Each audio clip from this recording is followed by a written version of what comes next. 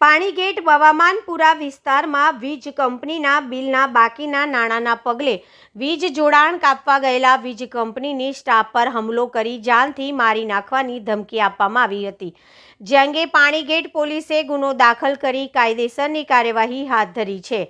Police સૂત્રો દ્વારા મળતી માહિતી મુજબ ડભોઈ તાલુકા પીસાઈ ગામે પાટણવાડિયા ફળિયામાં રહેતા જતીન અબુભાઈ પાટણવાડિયા તથા આસિસ્ટન્ટ લાઇનમેન પ્રવીણભાઈ ભોઈ આજે પાણીગેટ હવામાનપુરા વિસ્તારમાં વીજ બિલના નાણાં નહીં ચૂકવનાર મકાન માલિકનું વીજ જોડાણ કાપવા માટે ગયા હતા।